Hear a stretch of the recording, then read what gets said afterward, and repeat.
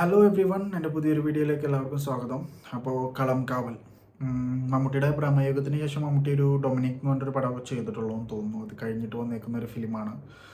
ഇതിൻ്റെ ടീസറും ട്രെയിലറും ഒക്കെ വന്നപ്പോൾ നമുക്ക് കുറേ മിസ്റ്റേക്ക് ആയിട്ടുള്ള കുറേ സംഭവങ്ങൾ, ഇതെന്താണെന്ന് അറിയാത്ത ഒരു സംഭവം, ലൈക്ക് ഒരു സസ്പെൻസ് ത്രില്ലർ തന്നെയാണ് മൂവിയിലേക്ക് കടക്കുന്നതിന് മുന്നേ കുറച്ച് കാര്യങ്ങൾ ഞാൻ പറയാം. ഇത് പ്രൊഡ്യൂസ് ചെയ്തേക്കുന്നത് വേഫറേഴ്സും അതുപോലെ മമ്മൂട്ടി കമ്പനിയും ചേർന്നിട്ടാണ്. ഇതിൻ്റെ ഡയറക്ഷൻ ചെയ്തേക്കുന്നത് ജിതിൻ കെ ജോസ്, പുള്ളിക്കുറുപ്പിൻ്റെ ഡയറക്ടർ തന്നെയാണ്. അതുപോലെ സ്ക്രിപ്റ്റ് ചെയ്തേക്കുന്നത് ജിതിൻ കെ ജോസും അതുപോലെ തന്നെ കൂടെ ജിഷ്ണു ശ്രീകുമാർ എന്ന് പറഞ്ഞിട്ടൊരു പുള്ളിയും കൂടിയിട്ടാണ് സ്ക്രിപ്റ്റ് ചെയ്തേക്കുന്നത്.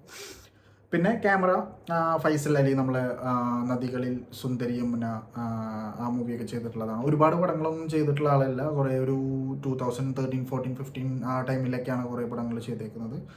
പിന്നെ ഇതിൻ്റെ എഡിറ്റർ വരുന്നത് പ്രവീൺ പ്രഭാകർ. പുള്ളി അത്യാവശ്യം നല്ല രീതിക്ക് കുറേ പടങ്ങളൊക്കെ ചെയ്തിട്ടുള്ളതാണ്. ബാംഗ്ലൂർ ഡേയ്സ്, യോബിൻ്റെ പുസ്തകം, അതുപോലെ തന്നെ ഒരു നിര മൂവീസ് തന്നെ പുള്ളി എഡിറ്റ് ചെയ്തിട്ടുണ്ട്. പിന്നെ ഇതിൻ്റെ മ്യൂസിക് ചെയ്തേക്കുന്നത് മുജീബ് മജീദ് എന്ന് പറഞ്ഞിട്ടൊരു പുള്ളിയാണ്. ആളും ഈ പറഞ്ഞ പോലെ രേഖാചിത്രം, കിഷ്കിന്ദാകാണ്ടൊക്കെ ചെയ്തിട്ടുള്ള ആളാണ്. ഇത്രയൊക്കെയാണ് ഇതിൻ്റെ ബാക്ക്ഗ്രൗണ്ടിലെ വിശേഷങ്ങൾ. പടത്തിലേക്ക് വരികയാണെന്നുണ്ടെങ്കിൽ മമ്മൂട്ടി പടത്തിൽ തകർത്ത് അഭിനയിച്ചേക്കാണ്. മമ്മൂട്ടിയുടെ നമ്മൾ കണ്ടിട്ടുണ്ടാവും മമ്മൂട്ടിയുടെ ഇതുപോലത്തെ ക്യാരക്ടേഴ്സ്. പക്ഷേ ഈ ക്യാരക്ടർ എന്ന് പറയുന്നത് കുറച്ചും കൂടെ ഭയങ്കര ഡെപ്തുള്ളൊരു ക്യാരക്ടറാണ്. മൂവിയിൽ ഒരുപാട് കാസ്റ്റുകളൊന്നും എടുത്ത് പറയാനില്ല. ലൈക്ക് ഒരുപാട് പേരുണ്ട് മൂവിയിൽ, പക്ഷേ എടുത്തു പറയേണ്ട 2 കാസ്റ്റ് മമ്മൂട്ടിയും വിനായകനുമാണ്. അതല്ലാതെ കുറേ ലേഡീസ് ആയിട്ടുള്ള കാസ്റ്റുകളുണ്ട്. അവർ 1 by 1 വന്നു പോകുന്ന ആൾക്കാരാണ്. പിന്നെന്താണ് ഈ പടത്തിൽ പറയേണ്ടത്, ലൈക്ക് ഈ പടത്തിൻ്റെ ഓവറോൾ ഒരു സ്ക്രിപ്റ്റും അതിൻ്റെ ആ ഒരു സ്ക്രിപ്റ്റ് എന്താണ് അല്ലെങ്കിൽ സ്റ്റോറിയുടെ തീം എന്താണെന്ന് ഞാൻ പറഞ്ഞു കഴിഞ്ഞ് കഴിഞ്ഞാൽ ആ പടത്തിൻ്റെ കംപ്ലീറ്റ് സ്പോയിലറായി പോകും. അപ്പോൾ അതിലേക്ക് ഞാൻ കിടക്കുന്നില്ല. പിന്നെ ഇതിലൊരു പാട്ട് ചെയ്തു വെച്ചിട്ടുണ്ട്, ഒരു തമിഴ് സോങ്. അതായത് ഒരു പഴയ തമിഴ് മൂവിയിലെ സോങ് ആയിട്ടാണ് പറയുന്നത്. ഞാൻ മൂവി കഴിഞ്ഞിറങ്ങിയതിന് ശേഷം ഈ ഒരു പഴയ സോങ് ഞാൻ തിരഞ്ഞു നോക്കി, പക്ഷെ എനിക്ക് കിട്ടിയില്ല.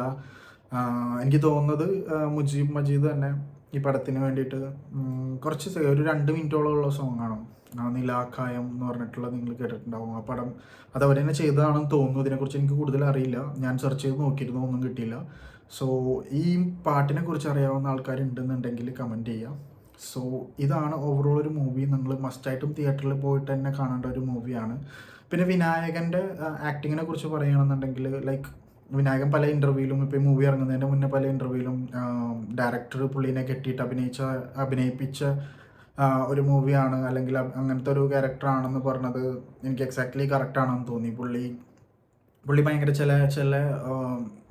ചില ഷോട്ടുകളിലും ചില സീൻസിലൊക്കെ പുള്ളി അങ്ങനെ സ്റ്റക്കായി നിന്ന് അഭിനയിക്കുന്ന പോലത്തെ ഒരു ഫീൽ ഉണ്ടായിരുന്നു. പക്ഷേ ഓവറോൾ മൂവിയുടെ ആ ഒരു പേസിനനുസരിച്ചിട്ട് പുള്ളി ചെയ്തിട്ടുണ്ട് നല്ല അടിപൊളിയായിട്ട് തന്നെ. പക്ഷെ വിനായകനെ നമ്മൾ ഇതുവരെ കാണാത്ത രീതിയിലുള്ളൊരു ക്യാരക്ടർ ആയ കാരണം ചിലപ്പോൾ തോന്നിയതായിരിക്കും. പക്ഷേ എൻ്റെ ക്ലൈമാക്സ് സീനിലൊക്കെ വരുന്ന സമയത്ത് അടിപൊളിയായിട്ട് തന്നെ പുള്ളി ചെയ്തു വെച്ചിട്ടുണ്ട്.